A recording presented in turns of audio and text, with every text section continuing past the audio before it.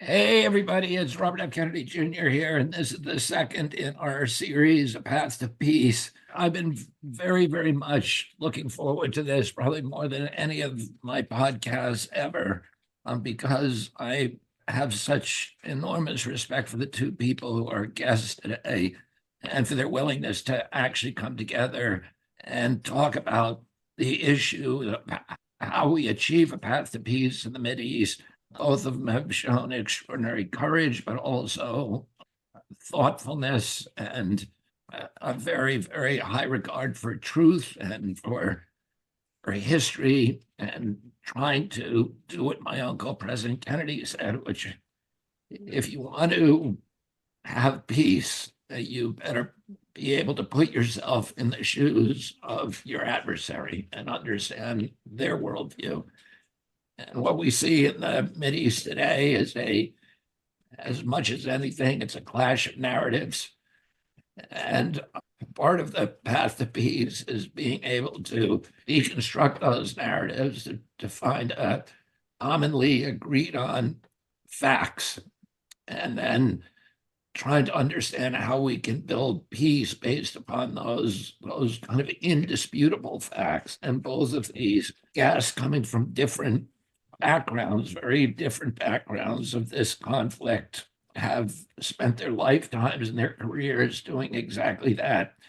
John Aziz is a British Palestinian writer, musician, and peace advocate with a focus on the Israeli-Palestinian conflict. His work has appeared in The Atlantic, in Foreign Policy, The Dispatch, and many, many others. He is currently working on a book chronicling the modern and ancient history of Palestine and the intertwining histories of the Jewish and Palestinian people. Dr. Einat Wilf is a leading thinker on Israel, Zionism, foreign policy, and education. She was a member of the Israeli parliament from 2010 to 2013, where she served as chair of the Education Committee and a member of the influential Foreign Affairs and Defense Committee.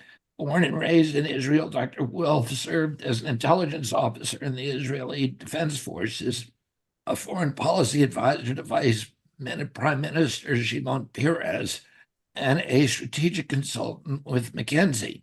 Dr. Wilf has a BA from Harvard, an MBA from INSEAD in France, and a PhD in political science from the University of Cambridge. She was the Goldman visiting professor at Georgetown University. Dr. Wilf is the author of 7 books that explore key issues in Israeli society. We Should All Be Zionists, published in 2022, brings together her essays from the past 4 years on Israel, Zionism, and the path to peace, and co-authored The War of Return, how Western intelligence agencies, how Western indulgence of the Palestinian dream has obstructed the path to peace, which was published in 2020, and in my view, is probably the most important book written on the Arab-Israeli conflict, and I've read dozens of them. But I think reading that book is a necessity for anybody who really wants to understand the potential paths to peace. And the reason for that is that Dr. Wilf is one of the few people who really have put who deconstructed the conflict in a way that really that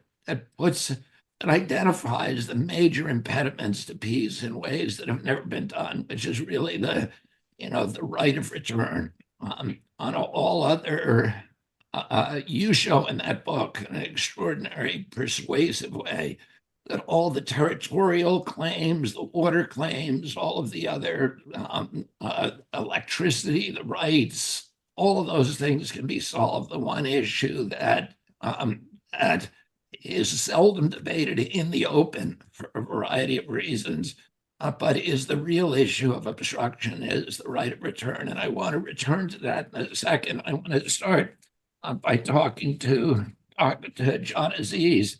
And John, I haven't met you. It's a pleasure, a real pleasure. It's a pleasure. Today.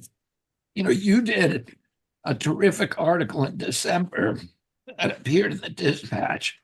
I just want to talk about a few of the facts that you identify here. These are polls that were recently taken of Palestinian citizens by Palestinian researchers.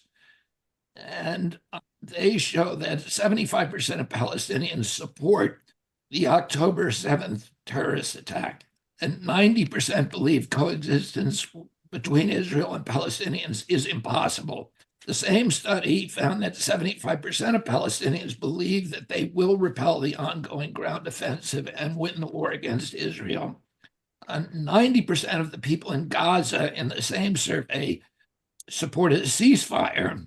However, the vast majority want to fight Israel and believe themselves capable of military victory. And you suggest that the support of the ceasefire is I won't call it a ruse, but a strategy to give the Palestinians a respite, civilians a respite from war, and more importantly, to give Hamas a chance to recalibrate, to rearm, and to continue attacking Israel. In Gaza, support for Hamas remains overwhelmingly high. 89% of respondents expressed support for the Al-Qassam brigades, which is Hamas's armed wings, and that's 89%, and 84% expressed support for Palestinian Islamic Jihad, another terror group. About 3 in 4 expressed support for the political wing of Hamas, compared to only 23 who backed Hamas's main political rival, Fatah, which is, of course, a secular group and less intent on at least open jihad and the annihilation of Israel, which Hamas is openly committed to. So let's talk about the etiology of this and why Palestinians feel that way. And you offer kind of a confluence of the extraordinary trauma that they've been through, an ingrained anti-Semitism, which is still very, very at the surface, according to polls, and some other reasons. So let's talk about your perspective. So I think the first thing I would need to say is that with those polls, which are a few months old, it is important to caveat that it's very, very difficult to poll the population in the middle of a war, and it is quite plausible that when people were answering those polls, they were concerned that rather than it being a pollster asking the questions, maybe it was someone from Hamas trying to find out if they're a traitor to Hamas's ideology. So I personally, of course, am a very strong advocate for peace and coexistence, and that's the direction that I want us to move in. But as you rightly suggested, those polls are very concerning reading, very concerning to hear if you are someone who is advocating for long-term peace and coexistence between Israelis and Palestinians. So I think Hamas have done a very effective job at painting peace as a dirty word, and they've very effectively exploited the relatively legitimate Palestinian grievances. You know, there's a whole catalogue of Palestinian grievances with Israel, some of which are legitimate and some of which are less legitimate. But Hamas certainly have exploited the legitimate grievances of Palestinians, you know, the Palestinian right to self-determination, the right to have a state, the right to be a people who are, you know, represented on the world stage and able to live a normal life with, you know, economic development and economic growth. Hamas is exploiting these, you know, legitimate grievances, the things that Palestinians lack, and they're turning it towards this dream of destroying Israel and capturing all of the land between the river and the sea for their dream and their vision for an Islamic theocracy.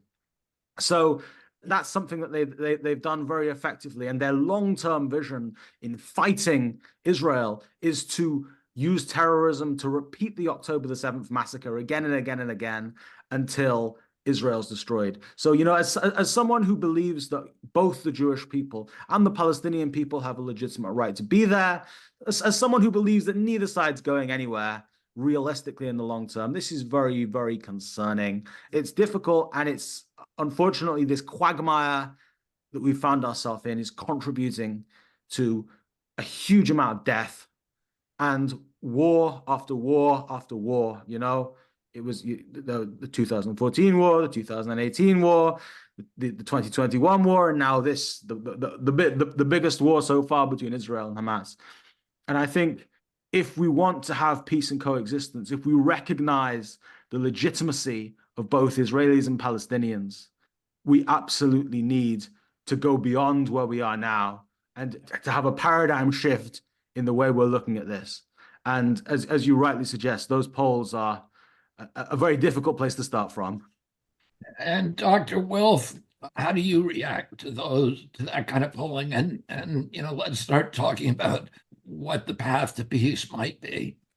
So I'll start from the end vision that I share with John very much. The idea that between the Jordan River and the Mediterranean Sea live two distinct collectives, peoples, nations that have a distinct sense of collective identity. Sometimes I joke, there are Jews, there are Arabs, there are Israelis, Palestinians that claim that the other is not a people, that the other is not a nation. And I always joke, can we just agree that both of them seem to violently agree that we're not the other? So there's two clear collectives with a very different sense of collective self.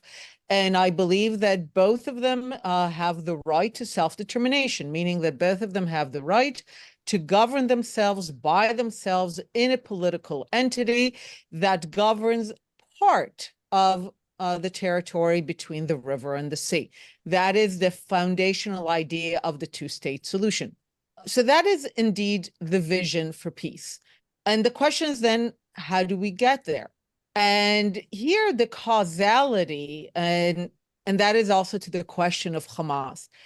Hamas, at the end of the day, is merely the most brutal, most recent representative of the Arab-Palestinian vision that the Jews as a people, and often there's a denial that there's a people, have a historic connection to the land, and that by virtue of that historic connection and them being a people, they have the right to self-determination. So if you go in the past century, there's actually not a single moment, long before Hamas exists, where there's an Arab-Palestinian leadership that fully and completely recognizes the Jewish right to self-determination with all the implications, meaning there's no return into the sovereign state of Israel because you acknowledge that it's going to be the sovereign state of the Jewish people, that people living in Gaza and the West Bank are actually not refugees because they're already living in Palestine and that's where their future is. So that has only ever been really the causal issue. And in that sense, what a lot of Palestinians saw on October 7th, and this is the tragedy, our tragedy, their tragedy, is they saw Hamas carry out their dream. And this is a dream that has been groomed for 75 years, the dream of return, which was never a nostalgic or an innocent idea. It was one that if you look at the texts going back to the 50s, the 60s, again, long before Hamas exists, they're described as the violent triumph over the Jewish state. We will tear their hearts out of their bodies. So the causality is actually reversed. The reason that there are Palestinian grievances, like John described, that there's no state, no self-determination, is because at every juncture, when Palestinians could have had their own state, going back to the 1937, the Arabs of the Mandate could have had their own state, but the price was that Jews would also have their state. At least to date, the vision was not good enough from the river to the sea. So what so many Palestinians saw on October 7th, they saw the realization of the vision of this violent triumph over the Jewish state. And you saw the exhilaration in the streets that came from the understanding that this is it. This is what we've been waiting for. We've been waiting for that moment of triumph. And it felt, and for many, it still feels like it's at hand. You take any optimism from the fact that Palestinians within Israel, who are citizens, the 1.8 million Palestinians who live in Israel, have not reacted in that way, generally speaking. This is indeed an important moment, and you're right, it's a hopeful moment that has also been building for a while. Israel's Arab citizens, by and large, actually, they identify the vast majority as Arab citizens. they, especially since the Abraham Accords, those normalization agreements between Israel and several Gulf countries and Morocco, they actually increasingly identified themselves with Israel. And we even had an Arab Israeli political leader, Mansour Abbas, who, as a result of the Abraham Accords, broke with the traditional Arab parties that are traditionally anti-Zionist, even though they are within the Parliament of Israel, within the Knesset. And he said, Israel is a Jewish state. It will remain a Jewish state. We want to make sure that we get our fair share as a minority, but we are not going to challenge our status as an Arab minority in a Jewish state. We see a vision of the Jewish state becoming part of the region as more successful Arab countries are letting go of decades of anti-Zionism as a crutch against the grievances of their own people. So after October 7th, this already being the background, a lot of Israel's Arab citizens saw with horror what the alternative could be. And I think many of them recoiled from that and basically made their choice on that day, almost a visceral, instinctive choice, that they are truly Arab citizens of the Jewish state without seeking to undo the Jewish state. I think this is a remarkable moment whereby the Jewish majority should make sure to grasp that moment and to really use it as an opportunity to secure the Arab Israeli belonging to the Jewish state.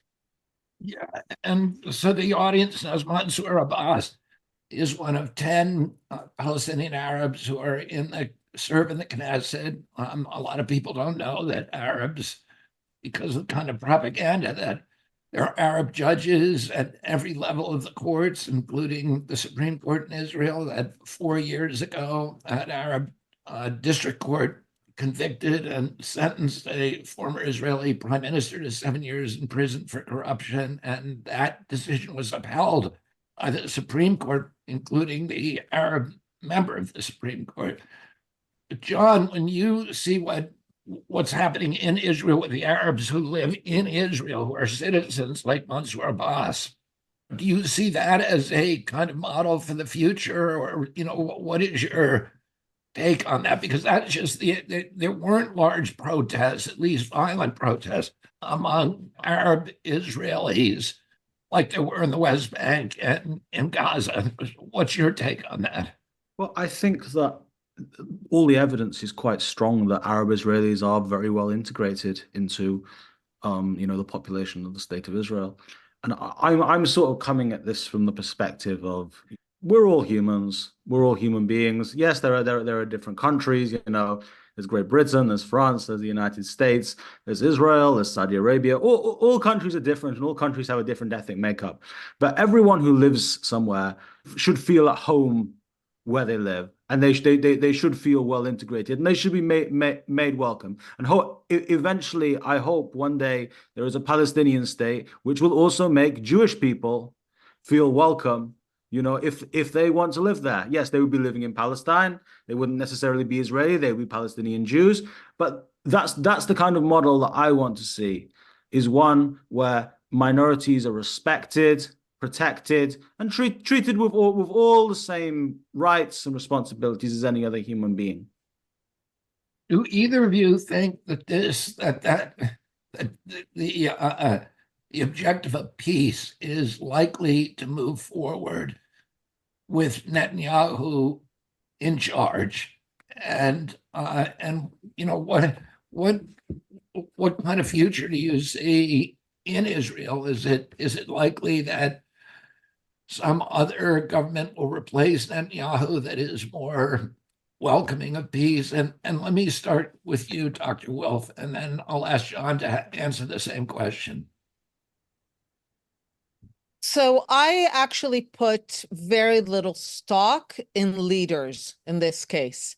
I think the bigger issue is the one of numbers. At the end of the day, the Jewish people are destined or damned, choose your word, to remain a minute ethnic, linguistic, national, and religious minority in an overwhelming Arab and Muslim Middle East. Sometimes I tell the story that in 1948, when Israel's established, the ratio of Jews to Arabs in the region is 1 to 50. So Ben-Gurion, Israel's first prime minister, calls on Jews to immigrate. More than 3 million Jews come to Israel during its existence, huge success. He calls upon us to make babies. We're a very fertile country. We're more than 10 times the numbers of Jews that we were in 1948. And the ratio of Jews to Arabs in the region is 1 to 60. So they've been busy too. And there's essentially no amount of immigration or procreation that would ever change that ratio. The Jews will remain a minority. The Arab and Muslim conquests of the 7th century have been hugely successful, so kudos to them. We're going to be a minority. And because we're a minority, we try to pretend we're big and strong, but at the end of the day, we're a minute minority in the region. And apropos what John said, certainly for a while, not a region that has been welcoming to unarmed minorities. So we will always compromise. And it actually doesn't matter who the prime minister is. Left wing, right wing, we had left wing governments, right wing governments. Whenever Israel was faced with a clear choice, not air talk, but real choice, it can have peace, and sometimes even less than that. But it will mean some form of compromise, territorial compromise. Israel always said yes, because foundationally, the purpose of the Jewish people in the land was sovereignty, is to establish a Jewish state. Sometimes I use a quote by Ernst Bevin, to the British foreign minister after World War II, when he describes the conflict. Now, this is February 47. There's no state of Israel. There are no Arab refugees. There's no settlements. There's no occupation. And he calls the conflict in February 47 irreconcilable. He goes on to say there are Jews and Arabs in the land, and each one of them has a top priority. He says for the Jews, the top priority is to establish a state. They want self-determination. And for the Arabs in the land, he says the top priority is to prevent to the last the establishment of a Jewish state in any part of the land. So this is irreconcilable. He's not saying the Jews want to state, the Arabs want to state, like the vision that John and I share. He says the Jews want to state, and the Arabs of the land, the Palestinians, as a top priority, want the Jews not to have a state. This, if you want to have peace, that has to go away. There has to be an Arab-Palestinian vision that says we want to live next to the Jewish state rather than from the river to the sea, rather than instead of it. And I can assure you, because the Jews are a minute people and minority in the region, given a true opportunity for peace, given an opportunity by the Arab world telling us this is enough, we're done, we accept you not as white European colonial foreign crusader interlopers, but as Abraham, as people who have a history and belong here, and we want to live next to you as equals, whatever government will have will say yes, and if they won't say yes, they'll be thrown out, because again, the vast majority of Israelis understand our status as a minority in the region, and we will always compromise. And let me ask you about Netanyahu, John, and then I want a follow-up question to Dr. Wilf. So as a Palestinian, I'm obviously not a huge fan of Netanyahu. I do think he's probably, we can say he's been more of an obstacle than a helper towards the kind of vision of coexistence that I have in my head. But at the same time, I think it's very important for Palestinians to be willing to work with and compromise with whoever's in office at the time. And I don't think that it's helpful or it's conducive to long-term peace and coexistence to write off the person in office. I think you have to be open. You have to be willing to take proactive steps down the line towards that long-term vision of peace and coexistence. So yes, I think we should be willing to try to make peace with Netanyahu. We should be willing to try to make peace with whoever comes after Netanyahu. I certainly think Netanyahu probably will not be in office for much longer. One of the reasons behind that is the security failures on October the 7th. And I would also argue that the war since October the 7th has not been prosecuted particularly effectively or well. I think Israelis are going to be quite frustrated with that. I think it's quite likely then that Netanyahu does lose the next election. Who he loses the election to, I don't know. But I would say that from my perspective, it's very important that whoever is the next Israeli prime minister, we try to take proactive steps towards peace, coexistence, two states, and normalization. Yeah, I mean, and there are clear statements by Netanyahu, who authorized at least $1.5 billion, maybe $5 billion in payments from the Qataris to Hamas or to Gaza and Hamas, that his purpose was to strengthen Hamas and to divide the Palestinian Authority, which rules the West Bank, from Hamas and make it impossible to have a peace agreement. And this isn't speculation. Netanyahu was clear about that as his objective. So I would say to Israelis who are thinking of who to vote for in the next election, if you don't like Hamas, then consider voting against Netanyahu.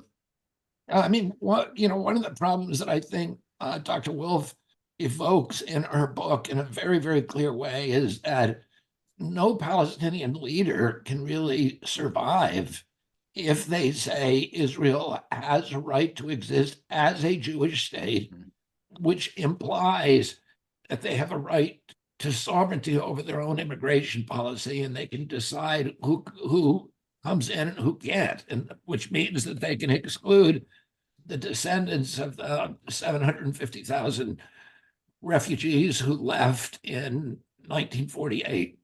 And would you agree with that? That if you're a Palestinian, either in the West Bank or in Gaza, and you say, honestly, we want peace with Israel, we want to live side by side with the Jewish state, that your life would be very, very short.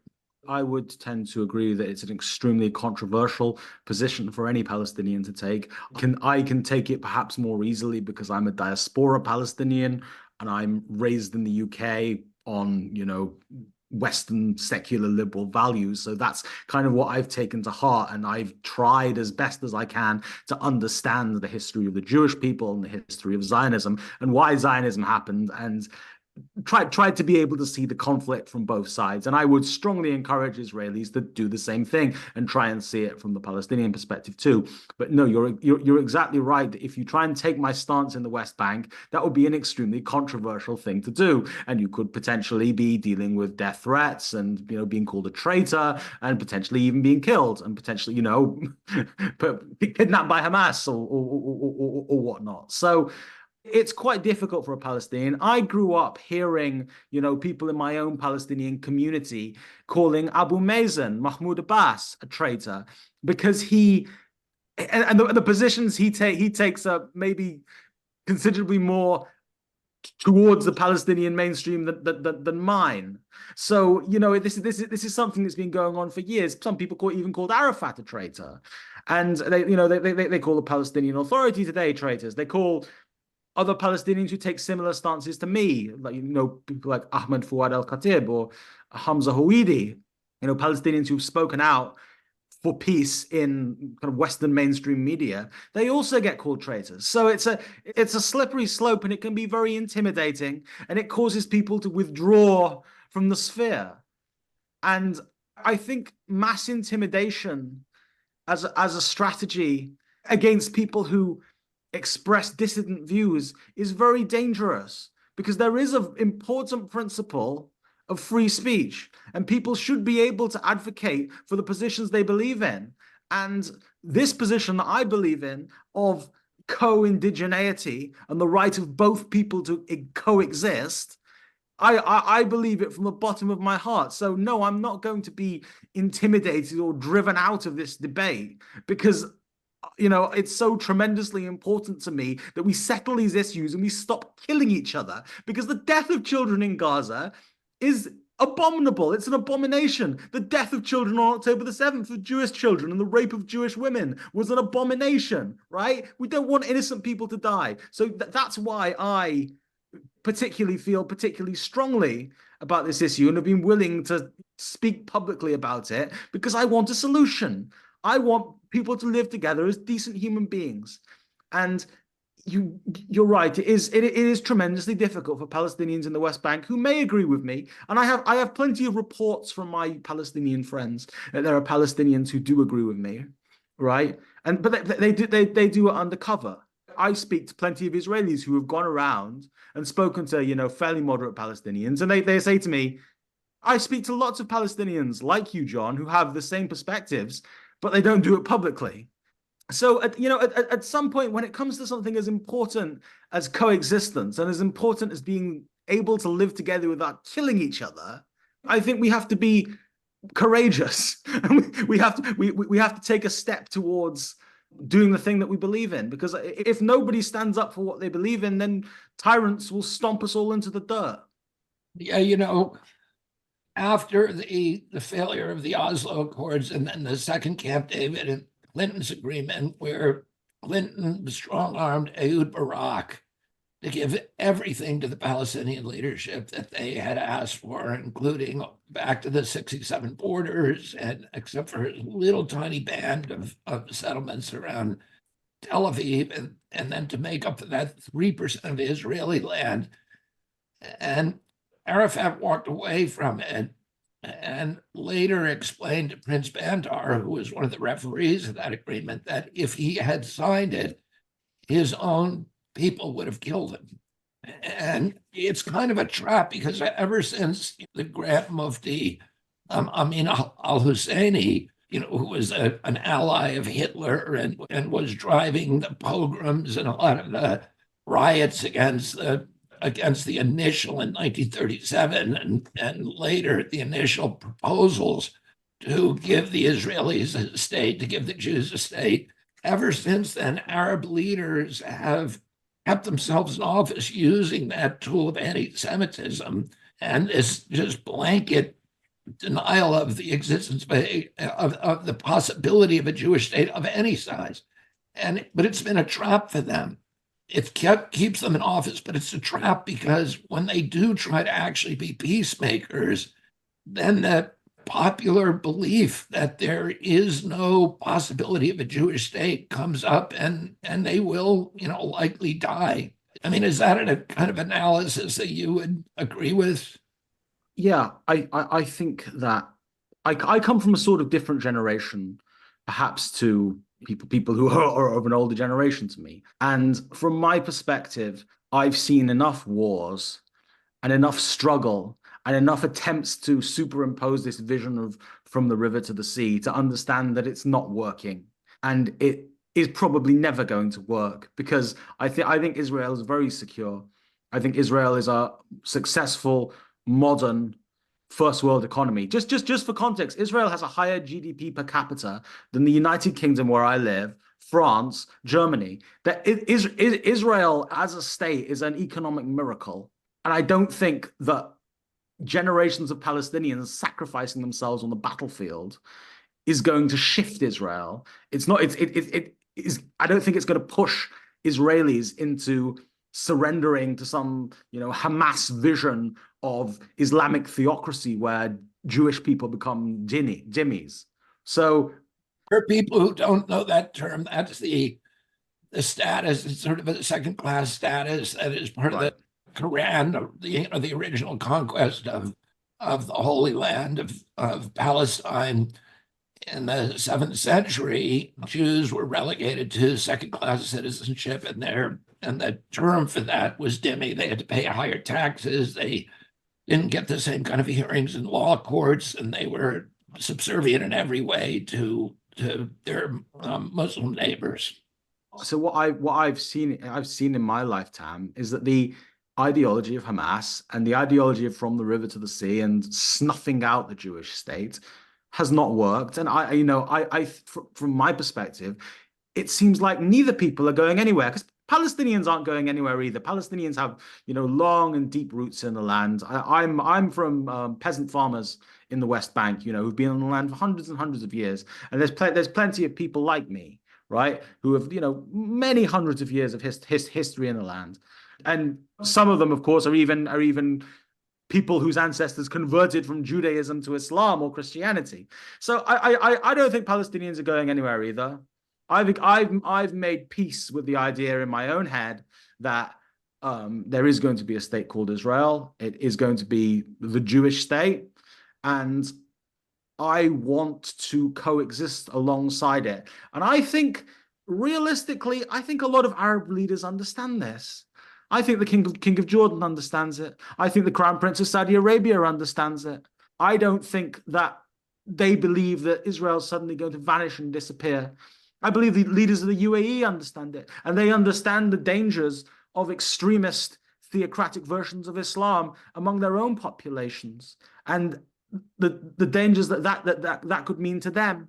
And I think a lot of the Arab leadership in the region, they don't want to live the way it is in Yemen, right, in a civil war, or the way it is in Syria, or the way it is in Lebanon, right? There is a class of leadership in these Arab countries who understand that if you have this ultra extreme theocratic vision of what an Arab state or what a Muslim state should be like, it leads to Muslims and Arabs oppressing each other and killing each other. That's the reality in Yemen, for example, in Syria.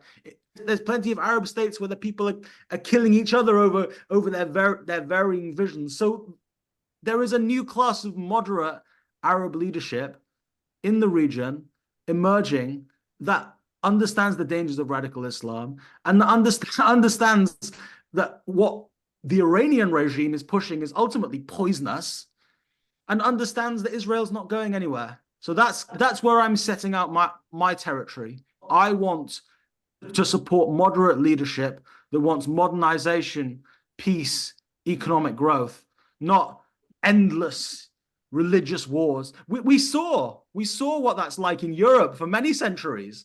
For many centuries, Europeans were killing each other in religious warfare over which version of Christianity is the correct version of Christianity. And ultimately, what worked out in Europe is the European Union and modernity and secularization. And I believe that that's the answer for the Middle East. Dr. Wilf? So from which direction would you like me to take it? I want you to talk about your reactions to that in whatever way you see fit. Will do. So first I have to say my kind of feeling reaction is that this is the most optimistic vision of the moment that I've heard, because the fact that you feel that Israel is strong, competitive, stable, I can assure you, John, this is not the mood right now in Israel. There is a deep sense of precariousness, a deep sense of being surrounded, a sense that the animosity, the hatred, the commitment to our non-existence is so deep and broad that for a lot of people, it's hard to see a way out. So your confidence in our future is one of the more optimistic things. I guess sometimes you need someone from the outside to do it for you. That's certainly not the mood right now in Israel. But of course, I share the long-term vision. I also share the understanding that once you begin to have Arab leaders that want modernity and success and prosperity for their own people, then their attitude to Israel changes almost as a natural outcome of that. I actually call the Abraham Accords collateral benefit, because we're not the central story here.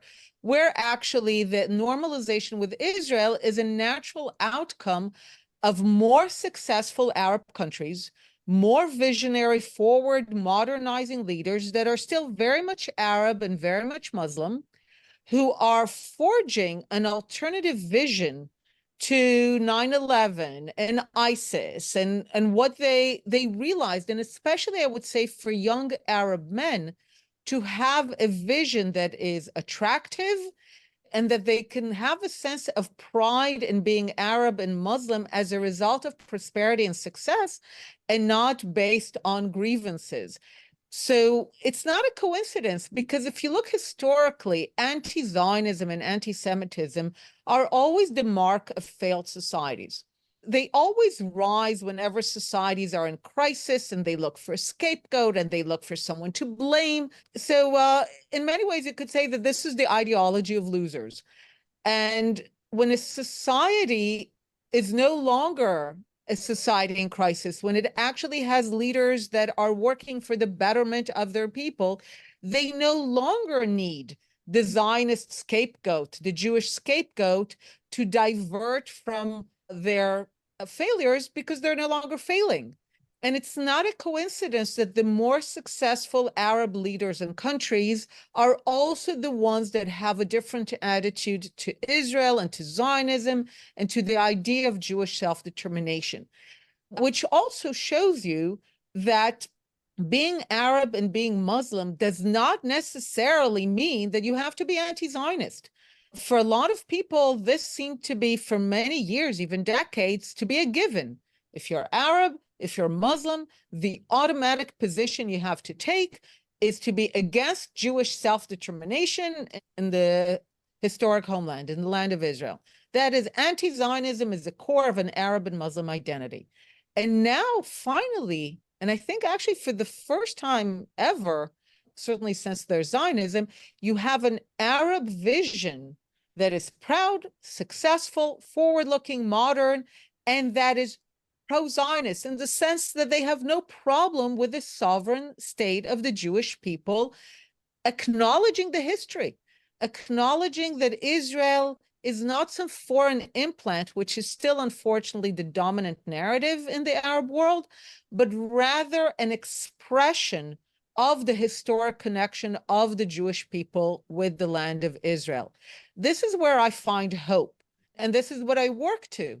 This is why I call the book We Should All Be Zionists, because I talk about Arab Zionism or Muslim Zionism in the sense, I mean, some people find it kind of very intense, but I was once in a meeting and I said, look, there will only be peace when finally the Arab world, the Muslim world, and especially the Palestinians as their edge, the tip of the battle, when they will acknowledge the equal right of the Jewish people to self-determination in their historic homeland, and part of it. And someone asked me in a panel, what, do you want Palestinians to be Zionists? And he made it as if it's a crazy idea. And I said, look, for an Israeli to be considered pro-peace, moderate, the minimum, the bare minimum, is to recognize the equal right of the Palestinians to self-determination in their homeland, again, in part of the land. Why is it suddenly such a crazy ask that Palestinians will acknowledge the equal right of the Jewish people to self-determination in their historic homeland? And again, with the understanding that because both of them have a claim, neither one can have it all, and ultimately they'll have less than everything. Why is it such a big ask that Palestinians will recognize the equal right of the Jewish people to self-determination? And that's Zionism. Call it, I mean, that's Zionism. That's where I draw hope. As long as the Jewish people care about the land of Israel, we are, as I said, destined or damned to remain a Jewish minority in an Arab and Muslim Middle East. So our only real hope for peace, real peace, is for the Arab and Muslim world to flip the view from the Jewish state as a foreign implant that therefore needs to be thrown out into an indigenous prism that says Abraham, the Jewish state, represents a historic connection, and we embrace it as Arabs and Muslims who, from our own history, our own religious texts, recognize that historic connection. You know, I have a friend, a Palestinian friend called Einat Wilf, who lives in Los Angeles, but he also has a home in the West Bank, and he's he's very successful billionaire, born in the West Bank, has a Jordanian passport, a West Bank, I think the old West Bank passport, and Israeli passport, and U.S. passport. You know, he's a real Palestinian patriot, and he remarked to me recently that that there are some forward-thinking Palestinians who understand that it's important to have a strong Jewish state, because otherwise the entire region, if you eliminated Israel, the entire region would be dominated by Iran, which most Arabs don't want to see that future either. And, it used to be that Iraq was a bulwark against Iranian expansion, but Iraq is now a proxy of Iran. And really the big bulwark against Iranian expansion in the region, which the Saudis and others have reason to fear, is Israel. Does that have any kind of resonance with you, John, or with you, Dr. Wilf? I think, interestingly, I would tend to say that I would like to be an ally of the Iranian people. The issue I have with Iran is not the Iranian people; it's with it's with the Iranian regime. And funnily enough, the Iranian people also, in many ways, they seem to have an issue with the Iranian regime. So for me, the issue isn't so much a country. The issue is tyranny and tyrannical governments. And the government of Iran is behaving in a tyrannical way, not only over the Iranian people, but also across the entire region. So I would tend to say that the other states in the Middle East who don't want to fall under the influence of this tyrannical, theocratic regime in Iran, whether that's Saudi Arabia, whether that's Israel, whether that's Palestine, whether that's Jordan, whether that's Egypt, they probably should work together to stanch the influence of the Iranian regime. Dr. Wilf? So I want to put Iran in the context of all the previous kind of supporters that have hid behind the idea of supporting Palestinians, and that was useful for them, because what happened really in the last century is because the Arabs of the land, the Palestinians, were fighting not just any Jews, they were fighting Jews who were seeking dignity, equality, self-determination. You talked about the dhimmi status. They were claiming now to be of equal status, not of lower status. What happened is, because the Palestinians were waging essentially a total war against any sovereign Jewish presence, they always found allies, and they were always very useful for every anti-Semitic and anti-Zionist power of the moment.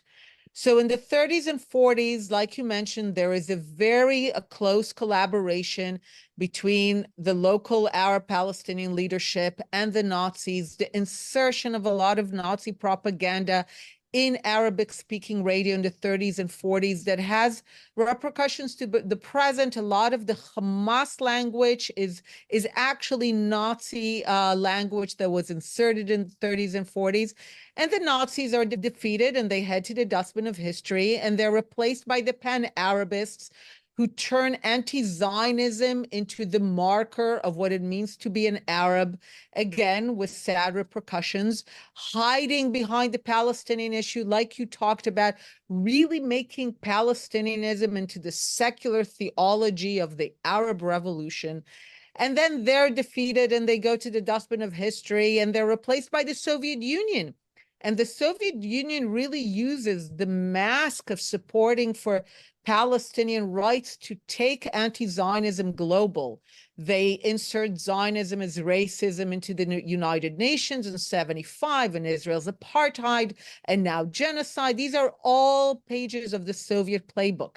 And the Soviet Union was defeated and replaced by Iran. And now Iran presents itself as kind of the protector of Palestinian rights in the same way. And John spoke about tyranny. Those are all of the same birds of a feather.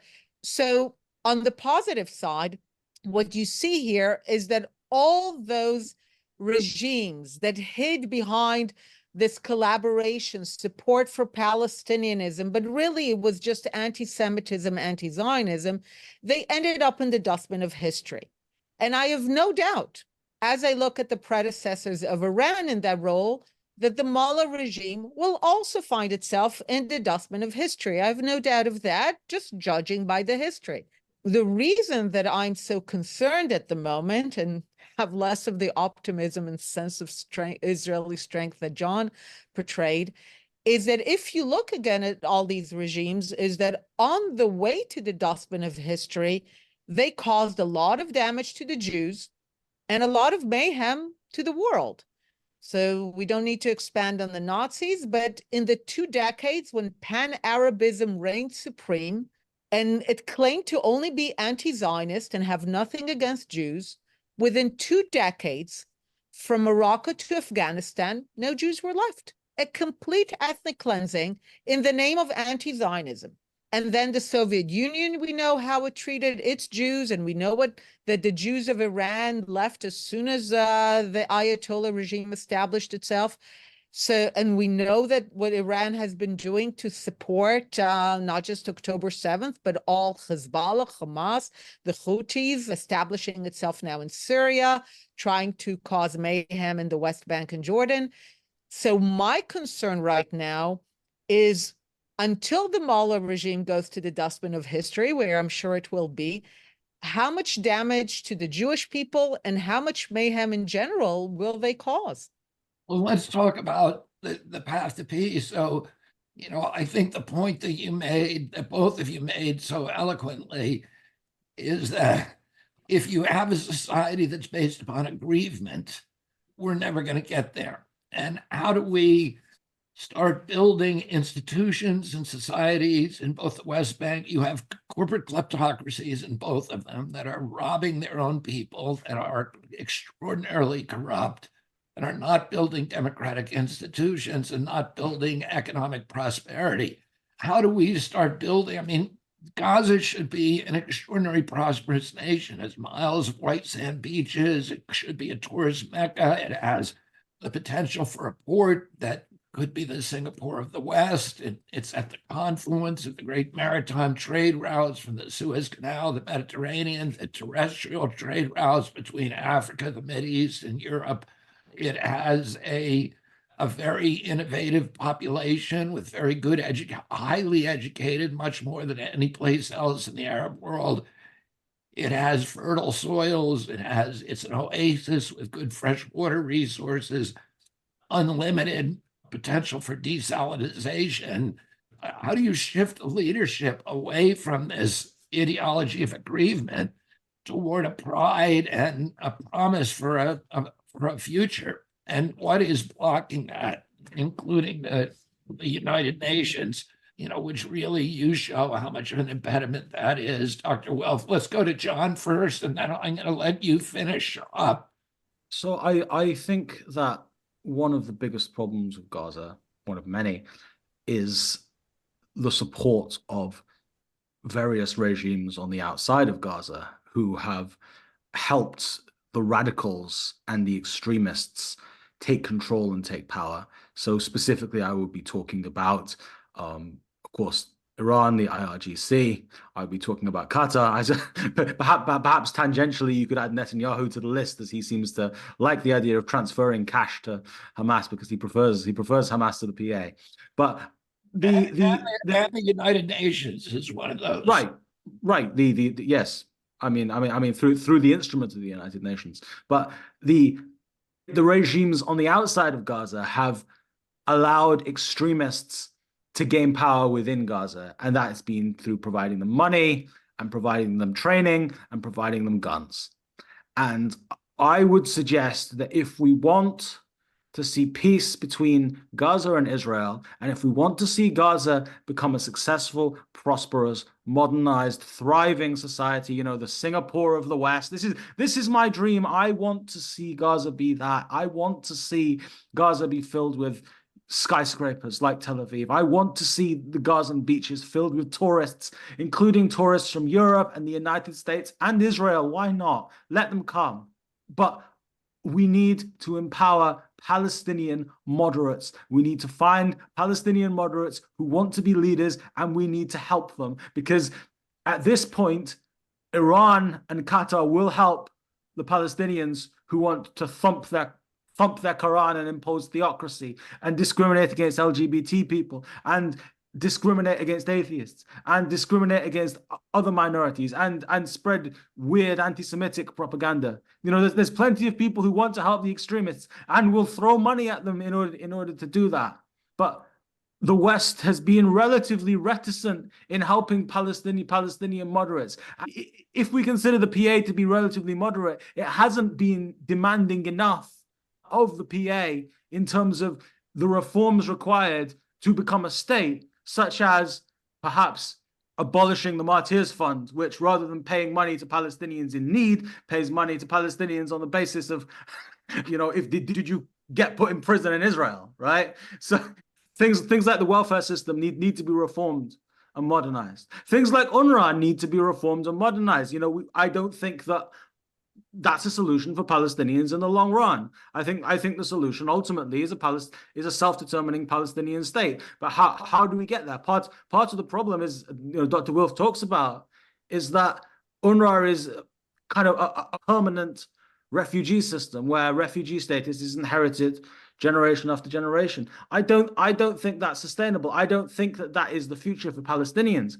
I think the future for Palestinians is becoming a fully fledged nation that takes care of itself, that isn't just transferring cash to refugees and educating them on how their home is actually in Haifa or Tel Aviv or Nazareth, right? I think we have, the West needs to ask that Palestine is Palestine. Palestine is the places where Palestinians are the majority, and eventually will become a Palestinian state. We can't keep Palestinians trapped in this quagmire of eventually you're going to be able to return to Haifa. Eventually you'll be able to return to Tel Aviv, right?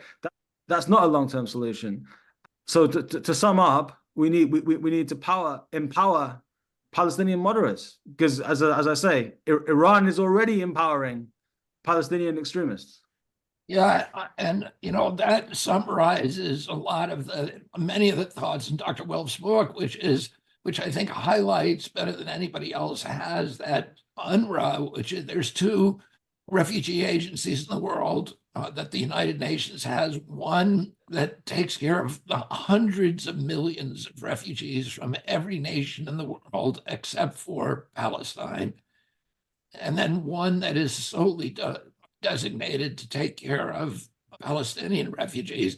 And because of that, that agency has a built-in conflict of interest. The other United Nations agency actually settles those refugees where they are, helps them build lives, build communities, become parts of whatever state they're in. And the refugee status is not inherited generation to generation. It ends with the people who were actually expelled from that country. None of them go back to their original countries. That is the history and the custom and the practice. In Palestine, they have an agency that actually only survives if the conflict continues, if the aggrievement continues, if the refugees continue to expand. And you have this very perverse incentive system that actually is inflaming the problem rather than solving it. And Dr. Wilf, will you kind of, you know, talk about that? We only have a few minutes left, but I'd love your thoughts about that path to peace. Certainly. I think exactly the path to peace includes, in my view, 3 steps. Step number 1, be very clear on the vision.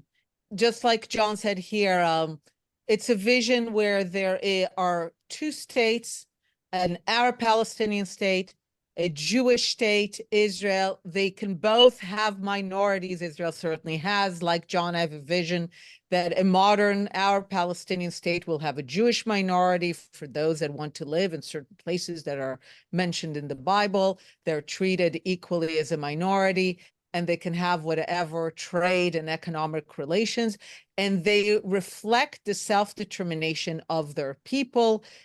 Both have a claim, let's say, to all of the land, and both recognize that they're just going to have some of it. That's the end vision, and it has to be very clear, and it involves the Palestinians essentially letting go of the idea of anti-Zionism as inherent to Palestinian identity. So it's a foundational flip from an identity that is based on the negation of a Jewish state to one that is based on the construction of an Arab-Palestinian state next to a Jewish state without its negation. So that's the vision.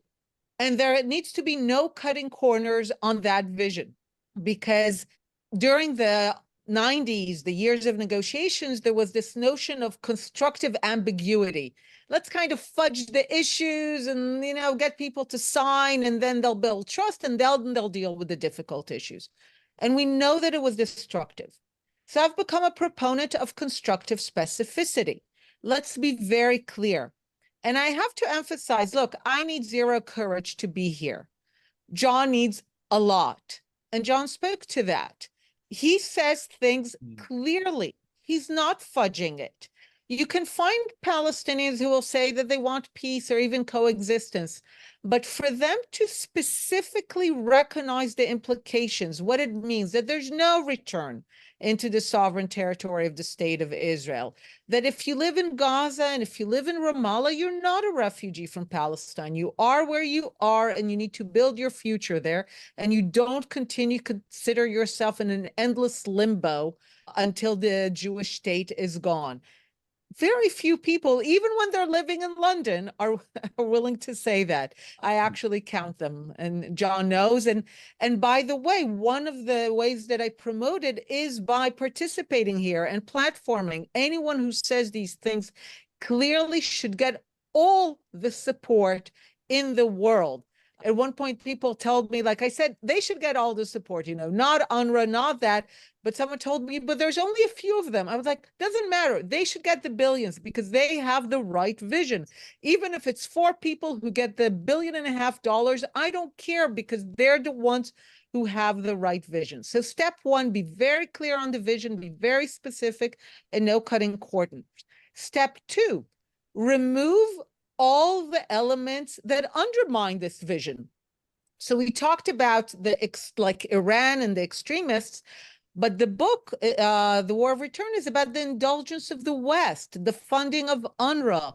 Like John said, the closing of the eyes to how even the so-called moderate PA continues to educate for this idea of return, to look at Hamas as a, part of the Palestinian vision, does not prepare its people for the notion that there will be no return, that they're not refugees, and that they're going to live next to the Jewish state. So begin to remove funding, support, legitimacy from any organization that undermines this vision.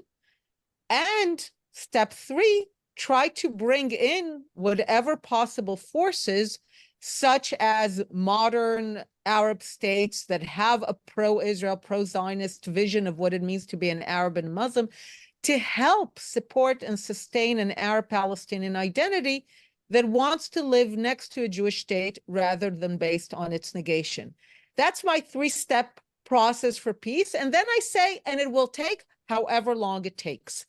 There is a proverb, a saying of the Jewish sages that says that you will not finish the job, but it doesn't give you the right to not do it. So even if something might not happen in your lifetime or immediately, it doesn't mean that as a result you stop doing it. So I work towards that vision, however long it takes. All the time that I spend writing against UNRWA and the Western indulgence and the feeding of it comes from the fact that I'm actually trying to get to peace. I'm actually trying to remove what I find is one of the biggest obstacles. And maybe I'll end with this thing. Over the years, as I went to European capitals and I told them, you're feeling all smug about yourselves, you're funding UNRWA, but ultimately my people will pay for it in blood. You're not going to pay for it in Paris or in London, but we will pay for it because you keep funding and telling Palestinians in Gaza, 75% of Gaza's residents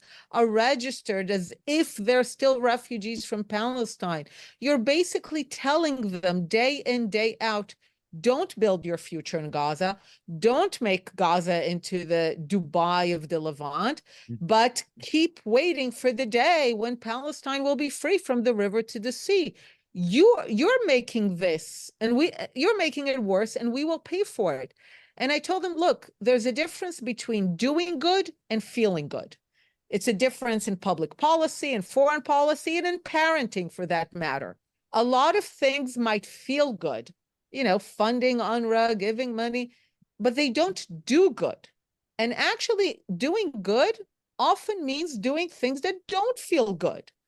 It means confronting the PA on issues of return and the Martyrs Fund and their vision. And it requires doing things that don't feel good, but will finally do good. And that's what I'm trying to encourage Western policymakers to do. Stop indulging the vision of from the river to the sea and start to say the clear things that will allow the Palestinian people to move forward, to understand that they can have a constructive vision and make sure they are supported, make sure that Israel knows that this is the vision, and go in that direction, support them. And that's really the only way to get to peace. What is happening right now is just going to ensure that the conflict continues forever. And there are signs of optimism. And you mentioned Mansour. We talked about Mansour Abbas. We talked about the Palestinians who actually are citizens of Israel. We talked about the Abraham Accords, where the Arab neighbors of Israel are recognizing that vision and are opening trade agreements with Israel and support agreements that are Zionistic in nature. And one of the things we didn't talk about, but is the de-radicalization that took place in Saudi Arabia. We found out after 9/11 that the most radical elements of jihad that leveled the World Trade Center, where there was this Wahhabi schools in Saudi Arabia, and the Saudi Arabian government actually went out and de-radicalized them. Any final comments, John? Do you want to go first, Dr. Wilf? Just to say that, again, I think we're at a moment of peril. I think there are dangers.